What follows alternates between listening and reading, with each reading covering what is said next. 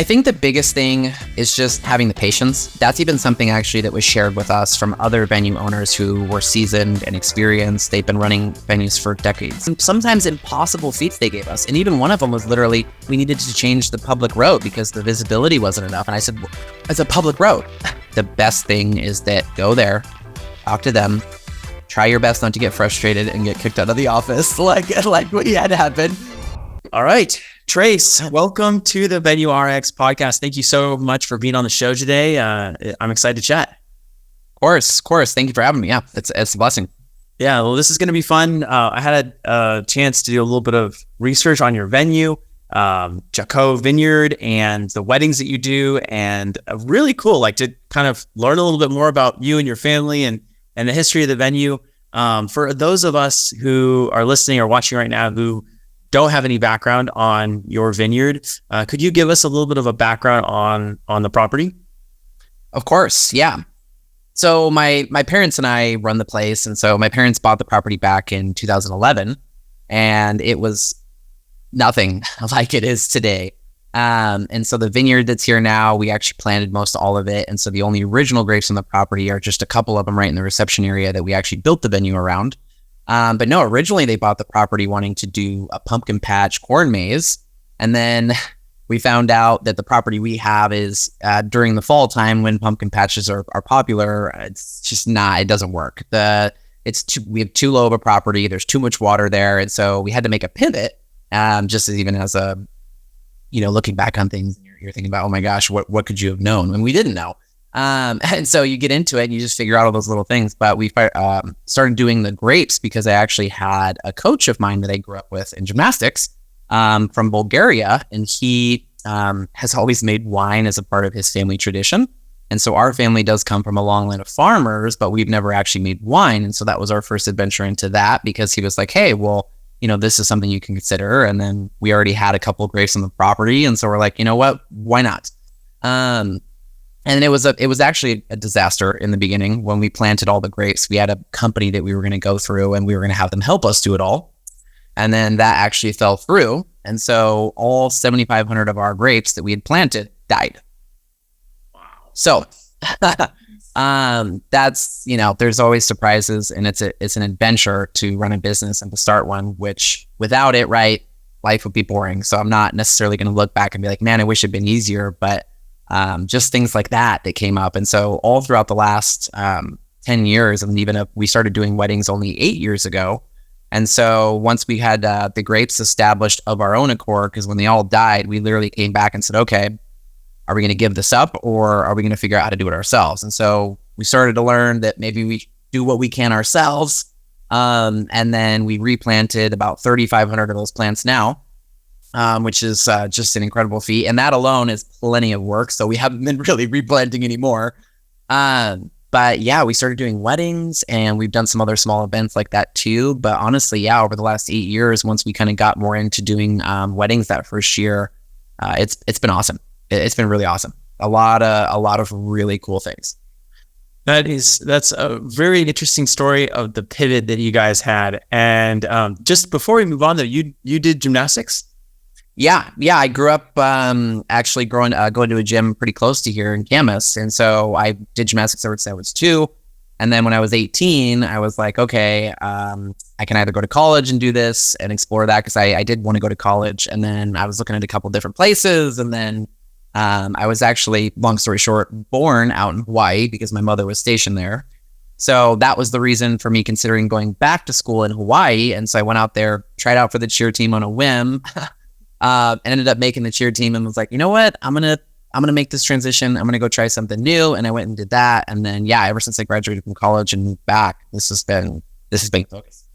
Very cool. I've actually never said this on the podcast before, but I did gymnastics for a while, actually, and made it to level 5, like competitive gymnastics, which is not crazy, kind of middle of the road, but had so much fun doing it. And that was kind of the first real sport I got into, I guess, and then got into other sports, soccer and, basketball and things like that after that. But that's super cool. Very neat. Yeah, no, that's amazing. That's really amazing. That's really cool. Do you mind if I ask, where did you do gymnastics at when you were growing up? In Texas. And then a little bit. So when we first moved to California from Texas, there was a gym that was right near our house, and I have 3 younger sisters. The gym was really competitive, very good gym, great coaches, but only had a women's program. And it was interesting because they didn't have a men's program really built out. I don't think the local interest was there, but I had done gymnastics before. So I said, hey, let me work out. And so I actually trained for quite a while on a lot of the girls' equipment, in bars, so the high bar, some of the different things just to kind of keep the training going. And then they eventually built in a men's program.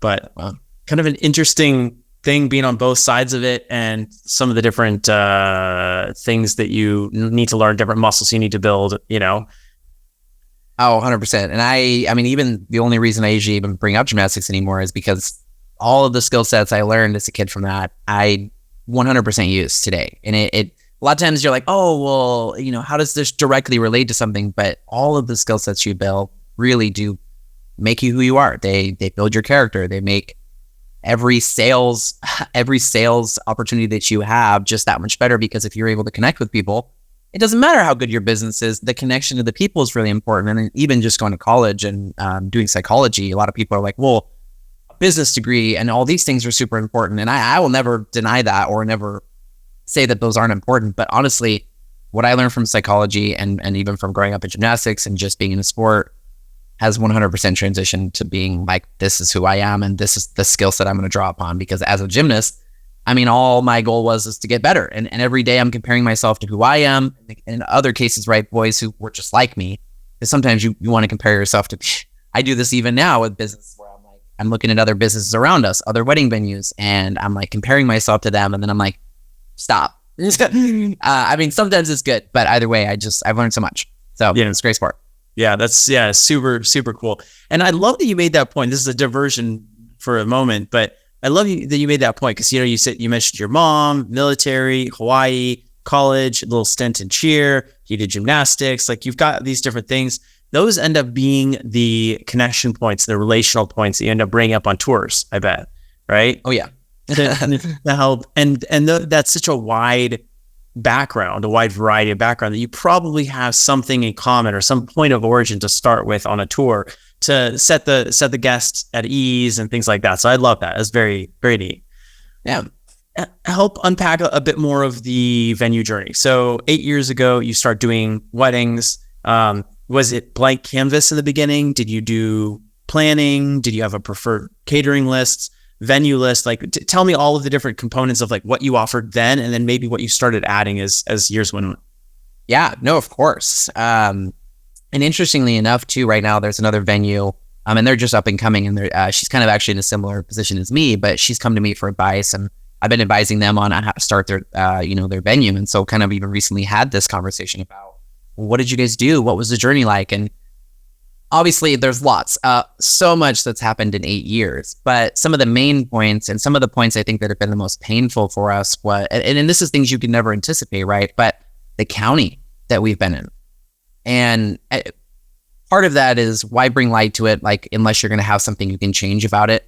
And that's what's been frustrating with us, is that it feels like it's kind of an immovable force, an immovable wall, where we thought the county would be someone that would facilitate things for us, but actually it's been the opposite. And so, not to speak badly of anything, but we look at things in terms of how can we run a successful business? What factors are actually helping us do that? What factors are keeping us from doing that? Really, the only one has honestly been the county. Yeah. And that is frustrating. But regardless, it took us 7 years to get licensed through the county. Every time we submit something, they'd come back with 6 more pages of things to do. And this was even, right, we're following all the rules. It wasn't even us trying to skirt the rules. We were trying to make sure that, hey, we do want to follow the rules. How can we do that? And so that was probably the most frustrating aspect. You'd think, oh, well, what's the craziest thing about running a wedding venue? It's probably bridezillas. It's probably the drunk people. Absolutely not. Which is unfortunate. But at the end of the day, I think that's helped make everything else maybe less of a pain, right? When you do have a bridezilla, you're like, you know what? It's not even that big of a deal because I got the county breathe. So regardless, we are fully licensed now, and then we are a licensed winery as well, which that did take quite a the time, mainly just for the county. The licensing through the liquor board was easy, but when we first started, we wanted just to essentially rent the space to couples. And that was always kind of the start. And we didn't want to provide a lot of services because we didn't have expertise in that field. And so my parents, when they first started too, because I was helping here and there, but I really started taking over and managing everything 4 years ago. But year one, we charged $1,500 and they got the full day. I think even one couple had like a whole weekend. And so what I've always told people for, if you're wanting to start a business, or if you're wanting to start a wedding venue, or even if you're just now starting one, you really are in a period to figure out what works. And you're not going to be able to start out with your perfect venue, right? You're actually going to have to start out maybe charging, not charging very much, because that's your opportunity to figure out what works and what doesn't. If you're going to start your venue out at $10,000 for the day, they're going to have expectations of what that $10,000 is going to get them. And if you don't fulfill that, you're not going to stay in business, right? And so we probably started out maybe too low, but that was 8 years ago. So $1,500 now is obviously different, but we were really just geared towards the rental space, and it worked perfectly. And a lot of times when I look at other venues, that is their focus. They do a lot. They provide a lot of the services. They do the catering. They do the alcohol. They do the coordinating. Some cases, the owners are the coordinators because they really want eyes on everything. We are much, much less hands-on, right? And so our price structure now reflects that as well, because we're charging only for what we're providing. And it is based off of other venues around us, but it's also based off of just our experiences and our growth. Mm-hmm. So for a Saturday now, it's not $1,500 anymore, but we are offering more. And so instead of us going and doing food now, we don't. We do have a vendor list. And so if couples are coming to us and they say, hey, we really could use some help, then I would love to point you in the right direction, right? I know these people. I've worked with these people. These people come highly recommended. However, we don't have any relationships as it stands yet where we profit from that. It's purely just been, I want to make sure that I'm going to set up our couples to be, right, to have the best vendors that they can, and make sure they're taken care of, make sure they enjoy themselves at the end of the day. Because I know my long-term goal, right, and so far based on the 8 years, like we're going in the right direction. So I'm not too concerned, right, that we're missing some of the really good components. Like we have really great components and I want to add to it. But I think our challenge over these 8 years and what we've learned is that you can add more services, but it's all about what you're willing to do.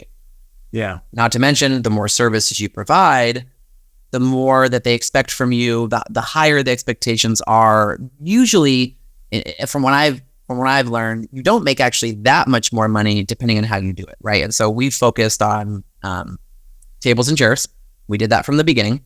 We had a bathroom trailer, and so we empty that. It's basically like your bathroom in your home, porcelain toilets, AC, sinks, and so that was a really nice amenity from the get-go because we are a functioning farm and vineyard. We don't want people to feel like they're going to the bathroom. And then we did some other little small things that don't require a lot of involvement. We have an ice machine, we have a refrigerator, we have dressing rooms now. And so the dressing rooms are really nice. Once again, we clean them beforehand and they're ready to go for them and they can use them for the day. They have AC, they're right next to the reception area. And so it's a cute little room for both the bride and groom. They have their own separate rooms.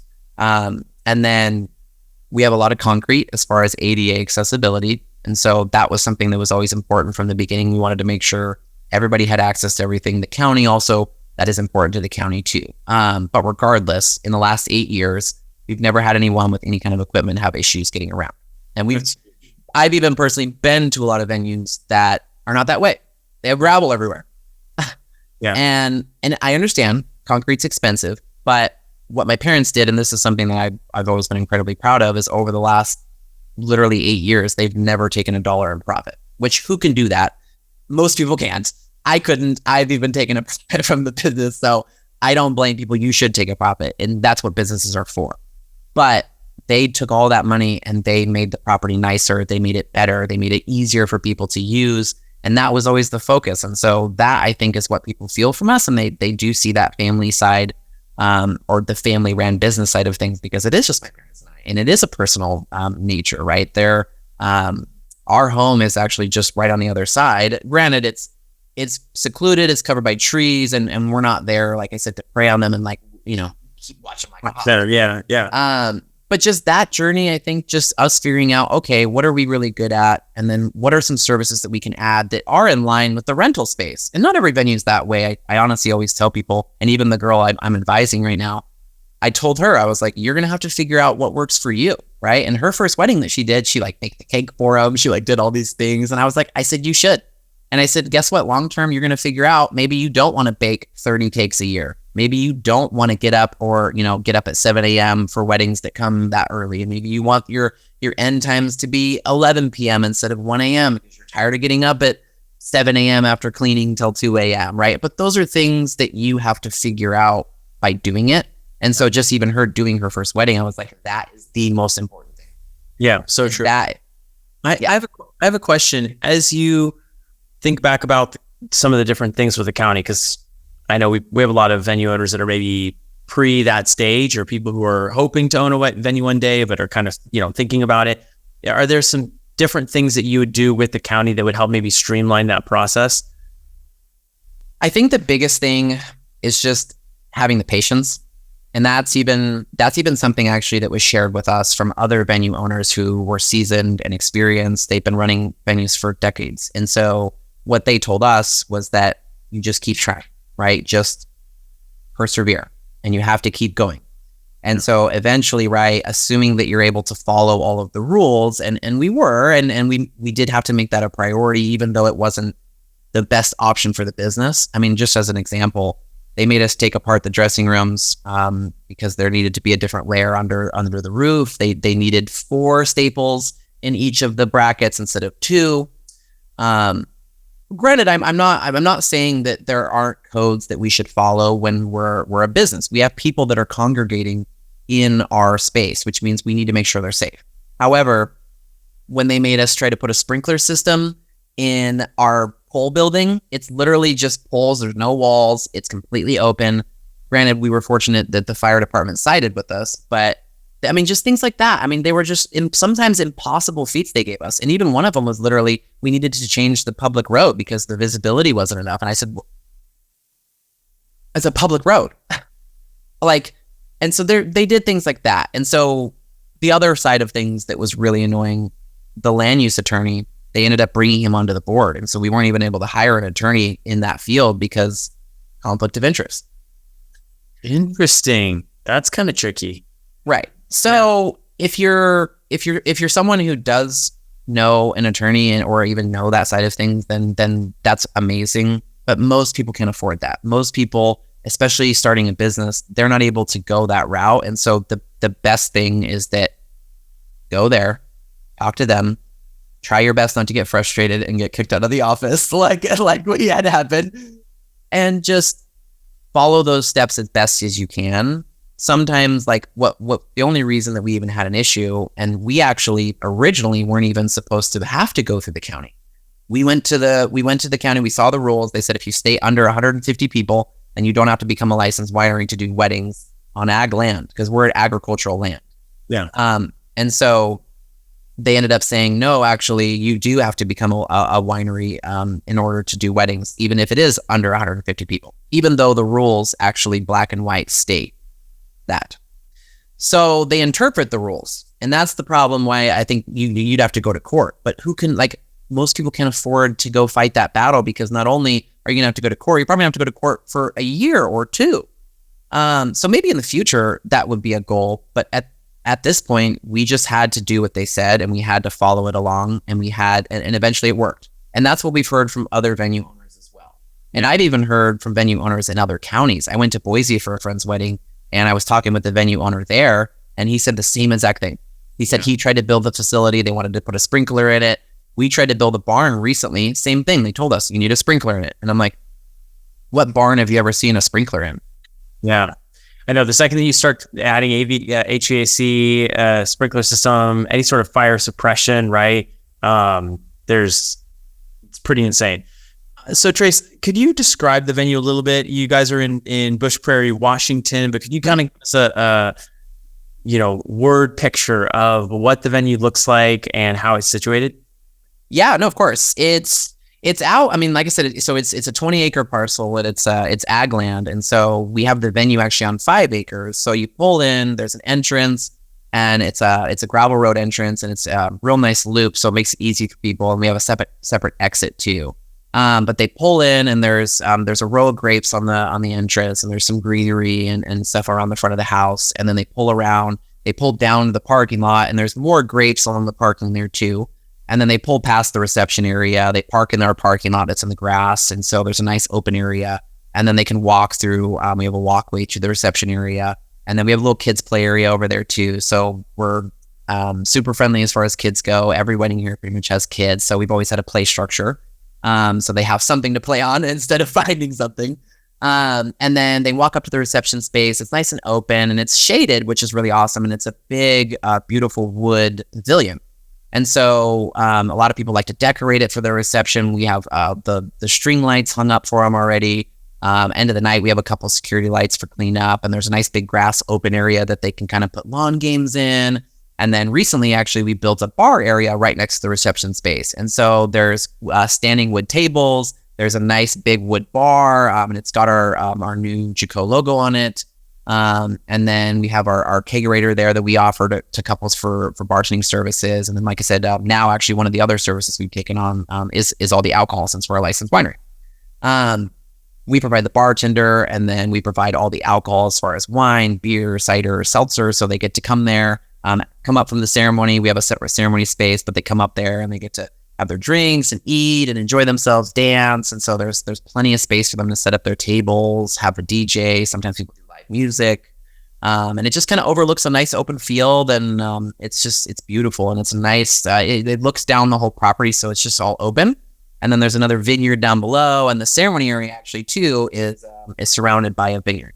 Wow. So it's very beautiful. Regardless of what we do too, nature itself, right? The greenery, it's just absolutely gorgeous. And so the vineyard, we manicure the vineyard, so couples like to take photos in between the rows.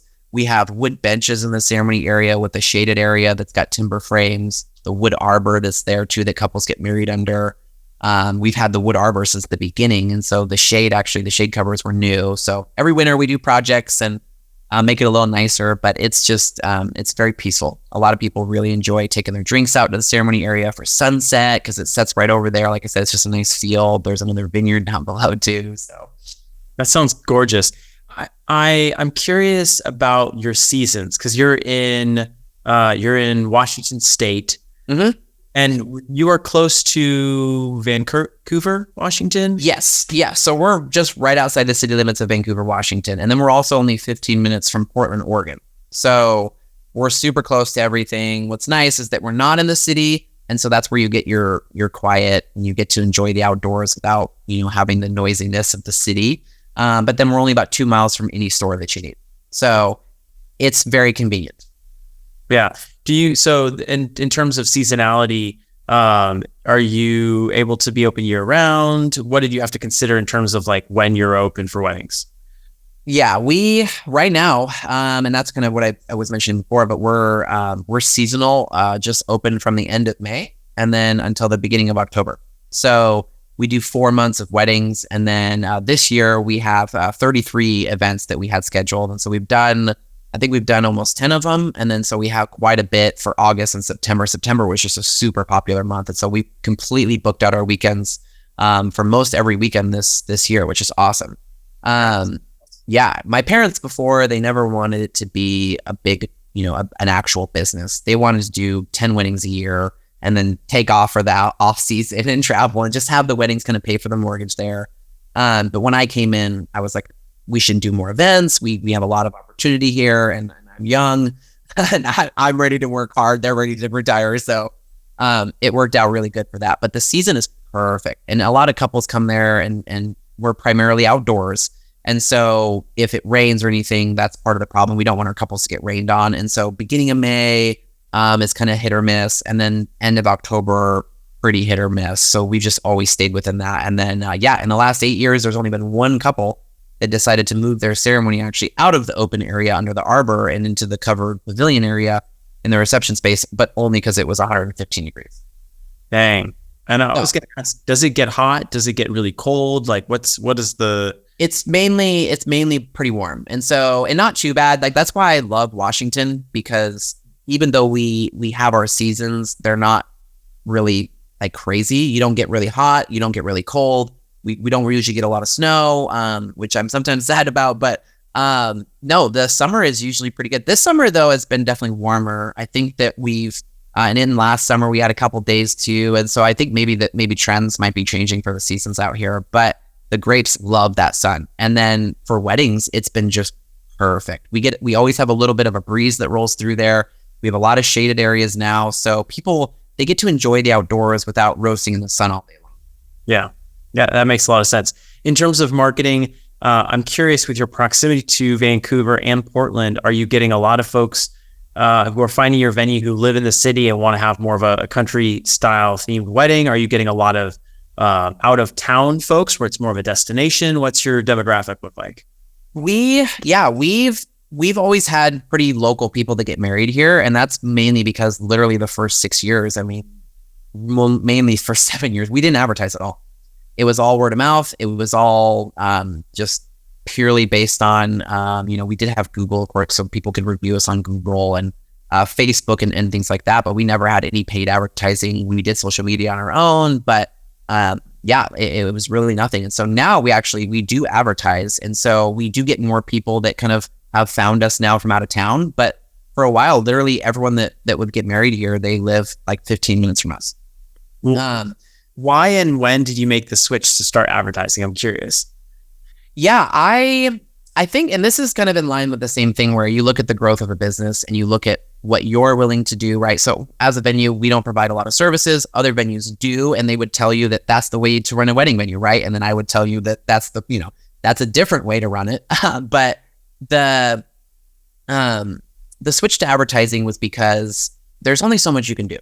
There's only so much that you can handle on your own. And a lot of times you always have way more ambitious goals, right? You bite more than you can chew. And so for me, I realized I got into the advertising and I got into the marketing, and I realized that there was a lot of nuances to it that I really loved because I could really cater it to what we're doing. And I was like, oh my gosh, I can have control over this. And I'm big on that. I'm big on control. And so I do like that I had that control. But what I started to realize was that I'm also up against some other people that have a lot more experience, especially with Google Ads. And so when it comes to having a platform that's actually going to help you do something rather than just organically, right? Because there's so many different ways to grow and market. And that's where I like to kind of focus on a couple and grow from there, just like everything else. So eventually we'll have, probably a social media team. We'll probably have our own personalized Google Ads, right? But for now, I realized that we needed help with that. We needed some people who have a lot of experience and that would actually help us get there sooner, if that makes sense. And so I wanted to get the word out there. I wanted to start building our brand. And so I made a lot of changes. I built our own website, and that was not entirely my favorite. But at the end of the day, I was like, okay, what is it that we need and how can I get it done? And how can I make sure that I'm not having this huge budget for it? Because I'm learning. So I'm not going to go pay someone $3,500 to build a website yet because I don't fully understand what components on that website are important. I could trust that person's going to tell me what is right. But like what I've learned as far as managing, I do want to play a small role in everything in the beginning so that I know what that role is like. How can I manage somebody if I've never even done that myself? That's kind of how I've taken that mindset. I can't with everything. And that's also what I've learned. You can't learn everything. You can't do everything. So the advertising was a way for us to say, hey, we do need some help with this. And these people are professionals and they are experts. And I've already now had the experience in the advertising and realizing I know what I need to do and I'm not able to do that myself yet. So I'm going to have these people do it. And so that was the big thing. I just needed to come up with a vision. And so now I'm pursuing that vision. Whereas before, when we weren't advertising, we didn't have a vision. There wasn't a concrete goal or direction to go. And so it didn't make sense to spend all of that money on something we weren't sure of. Yeah. Trace, it's really cool. The process that you're describing here of going from something that your parents started and you had a slow start to now you taking it and saying, hey, we really have an asset on our hands. This is something that we need to build. So you're taking it to the next level. And you're, it sounds like you're doing that in phases, right? In terms of what you're targeting. My parents, they're much less ambitious, but because of their stability and because of their rigidness, it keeps me organized, if that makes sense. And so I'll come to them and I'm like, let's do this, let's do this, let's do this. And then they're like, you need to pick one and do it well, right? Yeah. And so that is where we've seen our success. Granted, there's always the trade-off. You can do anything and come up with a 5-year plan and say, how can I do this in 1 year? Yeah. But it is my life, and I don't want my entire identity to be the business. Yeah. And so some people do that, and I have a hard time not doing it, really. And so that's the biggest thing for me, is that I have to find a way to make sure I reserve the quality, right? And the quality is really important. The patience is the hardest thing, I think, a lot of times. And I told this girl too that I'm advising, I said, you're gonna have to be patient. I said, nothing happens as fast as you want it to. Yeah. And not even close, right? And that's not even a bad thing, because it's an opportunity for you to learn. It's time. And like, for example, this year, we offered to our couple, since it was our first year as a licensed winery, we offered them a lot more choices for alcohol, a lot more choices for beer, cider, seltzer. We pretty much told them free reign, whatever you want to do. Next year, we're not doing that. Not because people were unhappy, but because I've now had experience and I can look at, okay, this worked well, this didn't work well. What can I make changes for? But the challenging thing with wedding venues, especially if you are doing well, I have 10 couples booked for next year already. And maybe that's not a lot for some venues, I'm not sure. But for us, that's a really good point to be at compared to our history and experience. And so 10 couples booked for next year, we're not even through this season yet. So I have to update our contract for next year. And then not to mention, we have a couple right now who's interested in June of 2025. Yeah. I've noticed that there are more people who are interested in further out dates. And I'm not sure, that's almost surprising to me, given the fact that, COVID really put a lot of uncertainty in people's minds around events. But with that said, I also understand that people want to get started on some of these planning things. They may already be living together. They want to kind of at least put that event on the horizon. And so by scheduling something, they can plan it out over 2 years instead of trying to rush everything into like a 9-month planning process. Right. So. And that's kind of what I've heard, is a lot of people, if they're trying to budget, there's a lot of couples now where, and this is kind of where we've been, this is just our realm. We've always been not the cheapest venue, but our price range is hard to beat. Yeah. What we offer, I mean, all of our amenities, all of the services that we do now provide, like the bartending and like the alcohol, you really cannot find another venue that's as beautiful and as organized as ours is, right? That offers the same amenities for the same price. And so that's always helped us too, where, and I've had now, since we've raised our price, I have finally had people that told me that we're out of their budget. Yeah. Which we never heard before, right? Who's going to say $1,500 out of their budget for a wedding venue? And that was kind of the point in the beginning that I liked too, is that you want to incentivize people to come there because you need photos, you need experience, you need video, you need advertising material, you need, right? And so we've done that. We've had couples that we've gifted the venue to because we wanted to video them. And they paid for all the decorations.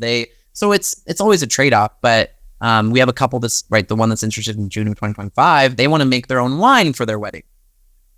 So that's also why they're wanting to book further out as well. And so there's different things like that. And so I want to cater more to the experience. And I like that. I don't want to do something for you.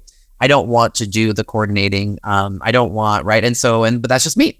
And I think that it's a lot more manageable when you have a lot less staff going on like that, right? Granted, we can't charge as much. The venue that's closest to us in what they offer, and they still don't even have a pavilion, they have a tent.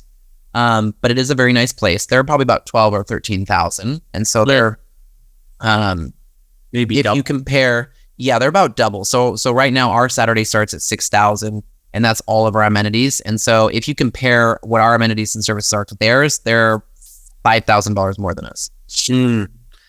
Wow. Not that that's what I want to be. I don't want to be the person that's like, we're the cheapest. Because I don't even like talking about price. I don't want that to be actually the main concern. I want them to feel that they can do everything that they want to do for their wedding. And I even tell couples, I said, look, I'll be the first to tell you that we don't do that, or we don't do that well, or that isn't our focus, because I don't want to overextend ourselves and make a promise that we won't follow up on. And then I even just from looking through our reviews, I do think that we've been aligning well with that, because otherwise I think you'd see in the reviews that there's a discrepancy, right? Yeah. Yeah, it'll it'll show through. People will see, oh, you're over-promising, under-delivering, things like that. As far as the execution of the weddings, I'm curious about your team and kind of the process that you go through. So do you use like a Honeybook or 17 Hats or any one of these like CRM softwares to organize your back end, or what do you guys do? No. So we probably should have more of that organization, because what I'm starting to realize now too, so I do all the tours, I do all the messaging and scheduling. Julie, my mother, and then Steve, they do a lot of the back end work now, a lot of the admin, more of the, like my father will definitely be more of like a groundskeeper. Once he retires, he's still a Portland police officer, so he works his butt off. But he's just definitely doing a lot. And so the groundskeeping will be a huge help for us as far as the labor, because that's really our biggest time crunch, or like just what consumes most of our time on the venue is the grapes, the vineyard. And the weddings would consume more of your time if you were doing more of the services, right? If you were a part of the catering and planning and scheduling, because now that I do the scheduling for the bartenders, that does take up time, right? It is something that we do, and it is time consuming. But the grapes need anywhere from 20 to 40 hours of work a week. Yeah. Minimum. Some weeks they get 80 to 100 hours of work. And that's challenging because it's always been my parents' side that did it. So now actually, as we've grown, we've added people that have come and helped essentially. So we have people that do come and help work on the grapes. It's pretty minimal. Now we have actually people that come and clean for us. We used to clean all the tables and chairs ourselves. And by the end of a weekend, you were at each other's throats. So now we have a cleaning crew that comes in. They clean all our tables and chairs now, and they clean our dress rooms, they clean the bathrooms. And then we have the bartenders that come and do all the alcohol, and they have a bar back usually that comes with them. And so at the end of the night now, the bar back and the bartender help put up chairs. They help kind of organize, they clean the bar area.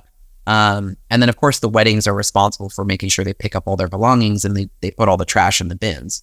And then we don't have a preferred coordinator. And so about half the weddings here have a coordinator. And then of course cleanup will be a little easier for that. And then if not, friends and family will jump in. But yeah, honestly, just everything about putting it together, I want to keep it simple.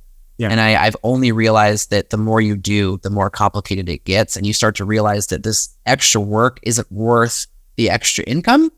Sometimes that's always where you have to analyze things. You always have to look at things and look, okay, is this actually worth doing this, right? And so now we have a bookkeeper and we have a CPA. And so that's actually going to help us organize the monetary side of things, knowing where money's going, how much of it is going to things, how much of it is coming back to us from those avenues.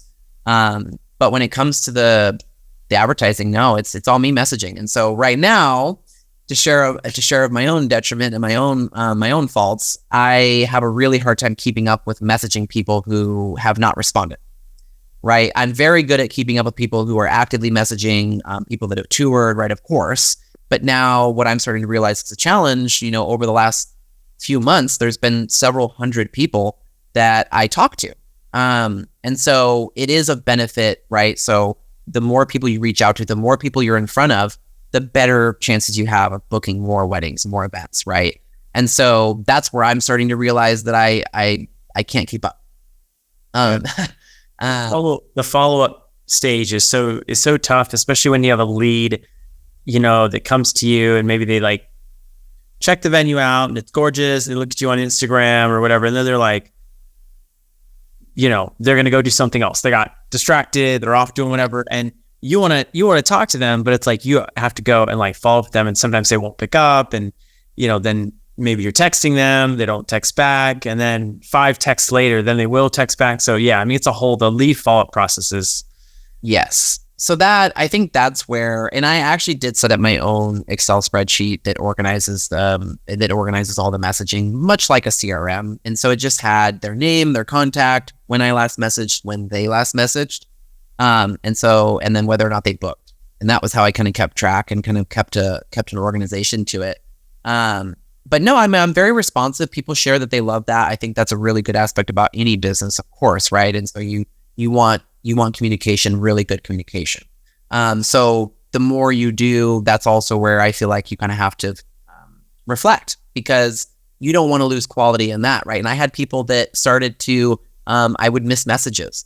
I wouldn't even respond to somebody. There would be someone who would reach out, and I heard that from couples who came here and toured. They're like, yeah, we reached out to venues and we didn't even hear back from all of them. And I'm like, that's so sad. Like, that is not okay. There should be always the response, right? At least initially, when you know the follow-up aspect of things is also really good. But the main aspect of that is all just keeping yourself organized and making sure that you're not overextending yourself. I mean, you have to, otherwise you won't know your boundaries, right? I had to have too many people messaging me at once to know what's too many. Yeah, So, 100%. I think that's a really good piece of advice, and kind of like what you were advising this other lady. You have to go bake the cakes and get there a little too early and do all the different things, because then when you put the rules in place, or you have other standards or whatever that you have, it's for a reason that you've tried. And if anyone ever asks, you can explain it. It's not just like, that's the way we've always done it. It's like, no, we actually had tried this, and it just didn't turn out that I wanted to bake 30 cakes. You can get a better cake down the road or whatever. Right. Oh, no. And that was the thing. So once we became a licensed winery, we moved to doing no hard liquor. And we actually were told from the very beginning, and then this is why I always think it's interesting when you give people advice, right? Is that you really do sometimes have to touch the hot stove to know that it's hot. And at least in my experience, even this year I learned another lesson about doing too much. And I tried to increase the production of our grapes, and my parents were like, you shouldn't do that. And then I'm like, no, I got this. And it was a mistake. And I kind of had to learn the hard way. And it's not that we lost our product and lost our crop and we're drowning. It's just that we did kind of have to reschedule some podcasts and then do some things like that. But it made it so that I wasn't staying on top of things. And that's not where I want to be. But yeah, honestly, when it comes to giving advice, you have to try it. Yeah. It's rare that you will have something that someone tells you, right? They're going to give you a piece of advice verbally, whatever, that you're actually just going to take it and follow it. I try my very best to do that. And I do in a lot of instances. There's not a lot of things, right? There's some things you really don't have to do to know it's a bad idea, right? But sometimes you don't know what you're best at, or what you're going to enjoy, or what what's going to boil your blood. And so when it came to the weddings, that's the best thing. And I even tell people the hard liquor, right? I tell people, listen, from our experience, and I said, most people don't have 30 weddings a year of experience, right? That they go through like us. And I said, it always takes the focus away from your special day, and it brings it to someone who has too much to drink, right? Yeah. We've seen it. I've seen someone tackled out of the dressing room. I've seen someone who was so belligerent that he wouldn't give up his keys. My dad has seen someone who was naked in a car and wouldn't get out of the car in our parking lot. The stories go on, right? But that's also the fun of things, right? And the fun, I say that lightly because you don't want to lose your business. You don't want to make mistakes that cost you your business. And so hard liquor ended up being one of those things that we were too concerned for. And we're a winery, and so we're not a club. And then we like to provide local products regardless. And so we do most all of our wines actually are grown, harvested, and bottled on the property. And then for beer, cider, seltzer, it's all locally grown and harvested too. As far as it's produced in Washington, we do all local Washington companies. And it's better. I mean, the experience is better because we had to figure that out though. We had weddings where they brought in Coors Banquet, they brought in the tequila, right? And then we figured out that wasn't for us. So, yeah, Trace, that's really, I think, a good reflection and really neat to hear about your process in creating the space. The venue is gorgeous, and I'm really excited to be able to have chatted with you today. As we wrap up here, I want to ask you the two questions that I ask everyone on the show. What's your favorite part and your least favorite part about venue ownership and operation? Yeah. What I tell people that my favorite part is you're a part of someone's special day that they have once in their life. This is a unique day that you can't beat that experience that you're a part of, right? And that's what's really beautiful about weddings is they want to be happy. They want to enjoy themselves. And so you do have an easier time on that side of things. Granted, it is harder sometimes because it's stressful. Especially couples coming to our venue, they're a lot more involved. We don't do a lot of the planning. And so there's a lot of involvement. It can be stressful, but I tell people, look, that is what makes your wedding so special, because you're involved.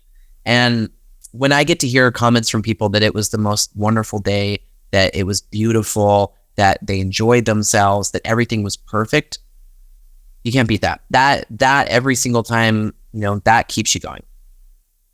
The least favorite side of things, as always, I think, is that you can never meet everyone's expectations. And no matter how hard and how hard you work, how much time you put in, how much effort you put in, even if you try to explain to people, right? No, this is our experience and this is why it's important to us. You'll still have people that just spit in your face and that don't care. And so that annoyed in their car after drinking. Yeah, right. And so that's my least favorite part, is that people take a lot of things for granted and that they don't understand. And so that's always the really frustrating aspect, is you as a salesperson and as an owner or whatever role you fulfill, like that's your job to bridge that gap, right? I can't be mad at customers because they don't understand what owning a wedding venue is like.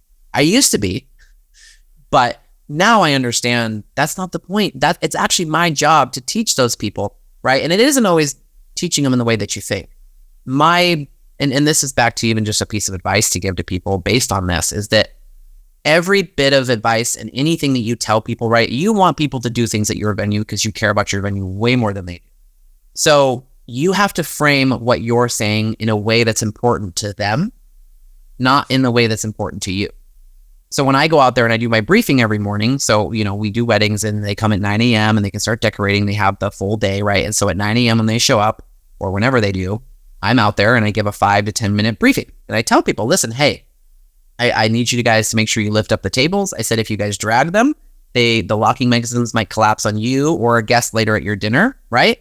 And they will listen to that because it's actually important to them. And so ever since I started framing moving tables that way, I rarely have someone drag tables. However, before, what I used to tell people is that, please, can you pick up the tables? If you drag them, it leaves marks on the concrete. It ruins the little rubber things in the bottom of our tables, and it's really hard to replace those. Nobody cared. So that is just one example. But if you can find a way to frame everything, and this is just a sales job, this is what every sales book would tell you, but you have to frame things in a way that's important to those people. And that's why I've loved doing the weddings and started to look at things that way, right? Is that it's about them. Yeah. It's about them and their special day. And if you can focus on that, you won't go wrong. You can't go wrong. It's so true. It's so true. Trace, that was a great word. Thank you again for coming on the show, talking to us about your family winery and what you guys are doing out there in Washington. If people want to find you online or reach out to you on Instagram or whatever, what's the best way to get a hold of you? Yeah, honestly, Jacquot Vineyard. Yeah, JACQUOT vineyard.com. That's our website, and it has all of the information there. The website's super easy to navigate through. I made it simple for a reason. Nothing complicated there. And then if you have any questions, you can reach out, and even phone numbers as well as easy, and text messages, literally email. I'm super easy to get a hold of, really responsive. So even if people have questions about owning a wedding venue, even if you don't want to get married here and you want to talk to me about what this experience has been like in more detail, I know we're always limited for time on anything. So anything that people are curious about, I'm an open book. I love to talk to people about things. I love to fulfill that role as an advisor. Obviously, I'm not charging for that role, but in the future, that's something I'd like to move into, in an advisory role for people. And but for now, I'm learning how to do the groundwork. So it's awesome. It's awesome, Trace. Well, hey, thank you so much for your time today. Had a great chat, and excited for people to check out the vineyard. And yeah, we'll talk real soon. Thanks for being on. Yeah, thank you. It's been a huge pleasure. I really, really appreciate the opportunity to come on here and speak. So I appreciate that.